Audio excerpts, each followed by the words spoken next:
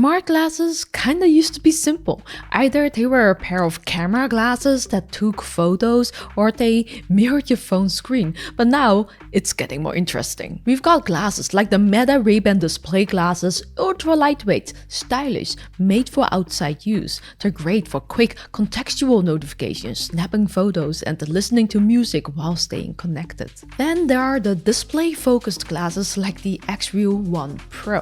Bigger lenses designed to mirror the screen and mostly focused on entertainment or light productivity, but they need another device to run. And now there's something like this, the INMO Air3. These run full Android OS, so you can watch videos, multitask, snap photos, standalone, so no phone or cable needed, and about most Android apps work out of the box, which makes it feel more like a PC experience than just a viewer. But what's really interesting is that it still uses waveguides, which is becoming a trend in this space. So it's thinner than the typical mirrored display glasses and only slightly bulkier than the Ray-Bans. That puts it in the middle zone, not just notifications and not just screen mirroring. Yes, the smart glasses world is expanding fast and it's getting a little confusing, but in a good way. We're seeing different form factors, different levels of functionality and a lot more crossover. So let me show you what makes the Air 3 stand out and where it fits in this growing ecosystem. These are my first impressions and I'll follow up with a full review after spending more time with the glasses. Big thanks to INMO for sponsoring this video. Support like this helps keep the channel running and I only take sponsors for products I like and you always get my honest take. And if you're new here, I'm Cass, XR Explorer of the past 8 years and going strong, so subscribe to join me beyond reality. The INMO Air 3 is aiming to be more than just another display. It's built to function like a portable terminal, think tablet, but in a glasses form factor. It runs an open Android 14 system, which means you're free to install most of the apps you're used to already, giving you a lot more flexibility to shape how you want to use it. But what makes this especially exciting is the slim waveguide display. It's one of the first of its kind to carry this level of functionality. It's impressive to see something this compact offer that much utility, and we'll dive deeper into how that looks in just a bit. INMO's not new in this space either. They've released several versions of their glasses before, so I'm really curious to see how far they've come. The Air 3 just launched on Kickstarter. Early bird pricing is $899 instead of the full $1,099 MSRP, and if you already put down a $30 deposit, you get $130 back after the campaign, bringing the total down to $799. Alright, before we dive into the specs, let's start with a quick unboxing. I always like seeing what's actually included because it gives you a sense of how complete the experience really is. So here's what you get: the INMO Air 3 smart glasses, USB-C charging cable, a portable glasses case, privacy shield / sunglass clip-on, ring controller plus its charging cable, a touchpad controller plus charging cable, extra nose piece, cleaning cloths, manuals, and documentation.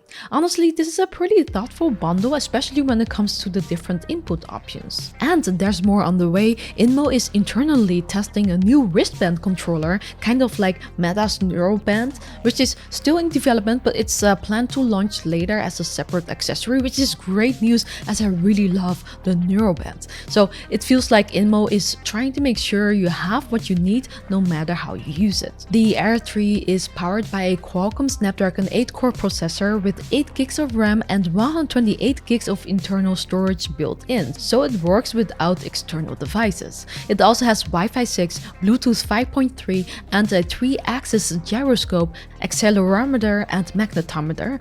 The Air 3 is lightweight, especially considering everything it's packing. The build is plastic but solid. The sides are a bit bulky, so it does lean into the techy look, but still subtle enough to pass as glasses from the front at a distance. The design isn't invisible tech yet, but it's heading in a more wearable direction. Audio is built in too. While the sound is a bit hollow and best suited for casual use, it is fine for listening to podcasts or quick videos. For a more immersive experience, it's easy to pair your favorite Bluetooth earbuds or headphones. So what I'm most excited about are the displays. As you may have noticed, I'm a fan of the displays here because they use full color waveguides with a resolution of 9020 x 1080 with a a 36-degree FOV. It is a binocular display, meaning each eye gets its own image. And I'm a fan of this because I've seen so many different waveguide glasses lately, but most are monochrome, monocular, or have a narrower field of view. So the fact that this one offers all this with a wider field of view is pretty wild for waveguide tech right now. It gives you a screen that can feel as wide as 150 inches from a distance while remaining this thin. Of course, it's still 1080p and right in front of your eyes, so it's not comparable to a real TV quality at that size. Keep that in mind. For reading, watching content, or messaging, it does the job well. Netflix works too, which is great. That said, colors and vibrancy do look a bit more washed out compared to video glasses like the X-Real 1 Pro. And the FOV is smaller than those kind of display glasses. But having all this in a wireless standalone form factor like this one feels like a fair trade-off, especially if you're not just looking to use it for watching movies, but maybe more for productivity. Plus, you can also add the sun cover to boost the brightness and contrast, which helps a little. Brightness does top out at 600 nits, which is on the lower side, especially in bright sunlight, but with the shield on, I found it good enough to do some light work outside in the shade. Still, these glasses are more meant to be used while stationary, so I wouldn't use them while walking or doing something else, so I don't see myself using these outside a lot. However, they're definitely portable and easy to bring along for travel. Now, you can navigate the Air 3 in 3 ways. First, there's a touchpad built into the temple of the glasses. It works, but since you have to keep your hand up near your head, it's not the most comfortable for longer sessions. Then there's the Smart Ring, which acts like a laser pointer, except you control it with your fingers and wrists. It's good for scrolling, tapping, or selecting items, but it's a bit too big for my fingers, so it's been a bit finicky for me. I feel like if it fit better, it could be quite useful. Finally, INMO includes a separate touchpad controller that works more like a laptop trackpad. Personally, I found that one the most comfortable since it doesn't require much movement. Guess I'm lazy, but the smoothest way to navigate is still by connecting a Bluetooth keyboard and mouse. That really makes it feel like a PC experience. Unfortunately, the wristband isn't ready yet, so I couldn't try that out. Also built in is a 60 megapixel camera with electronic image stabilization. It's wide angle and meant for POV shots for quick content capture, think video calls or casual vlogging. Battery life depends on how you use it. The glasses have a 660 mAh battery. INMO claims 1 to 3 hours depending on use and about 30 minutes to charge to 58%. I am curious to see how far I can push both the camera and the battery life, but I'll share more once I've tested them further in the full review. Like I said before, the Air 3 runs on Android 14, and what's cool is that you get access to the full Play Store. And from what I've tested so far, about 90% of the apps I use regularly actually work. And hey, if 90% of you hit the like button, I'd probably fall off my chair. So you can browse the web, scroll social media, watch Netflix or YouTube, use Google Docs to run messaging apps with a floating screen or screens that move with your head. Yes, it's zero depth tracking, so they stay fixed in your view rather than anchored in space. But multitasking is possible too, like I could even alt tab between them with my keyboard, and I was honestly surprised by how well it handled multiple apps. There's even an app called Multi-Screen that lets you view 3 windows side by side, so you can resize the windows too, but since the FOV is limited, you do have to turn your head to see everything, but it is nice that there's a multitasking feature. Right now, that feature only works with the Smart Ring though. I also really like the Screen Mirror app. It lets you cast screens straight to the glasses, like via AirPlay, so I could cast my MacBook screen onto this and it was usable, readable, which is kind of insane. Now, I wouldn't use this for anything demanding, standalone or while casting, but if you're just casually checking something or want to keep your head up instead of looking down at the screen all day, it is a pretty handy option.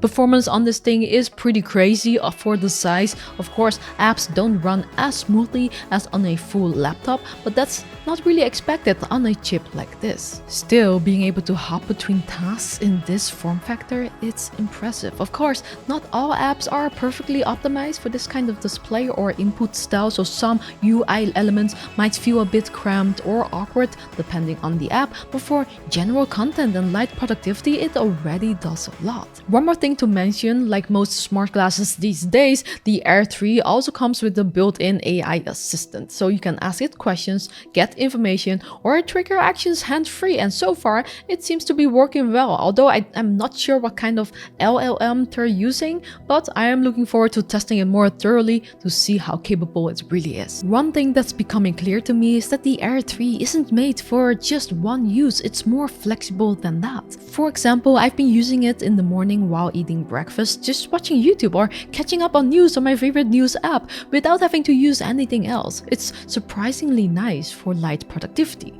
One thing I really liked right away is that you can connect any Bluetooth device, so I instantly paired my wireless keyboard and mouse, and the moment I did that, it actually started to feel like an OS. I could even alt-tab like I mentioned before. That's when I started downloading the stuff I needed. My password manager, Gmail, Notion, YouTube, OnlyFans.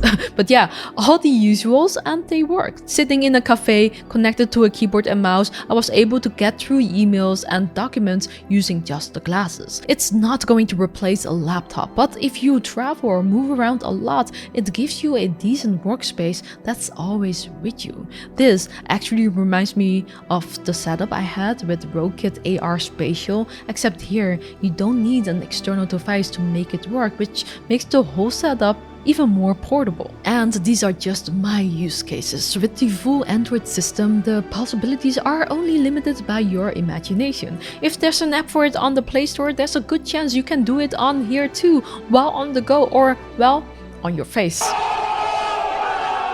So yeah, after spending some time with the Air 3, I'm starting to get why this space is heating up. Smart glasses don't have to be all-in-one AR machines yet. Sometimes just having a lightweight open system that lets you watch content, play games, or get some work done, or staying connected is enough. The Air 3 stands out because it blends a lot of those use cases in a form factor that doesn't ask too much from the user. It's not perfect, the visuals aren't as sharp or vibrant as a dedicated display device, but what you get in return is true portability, freedom from cables, and way more app flexibility than most other glasses out right now. Yes, we're getting there. So if you're curious about smart glasses that do more than just mirror or notify, and you like the idea of a device that behaves more like a portable Android tablet, this one is one to watch. I'll be testing it further, especially the comfort, more use cases, camera, battery life for the full review, so stay tuned and let me know in the comments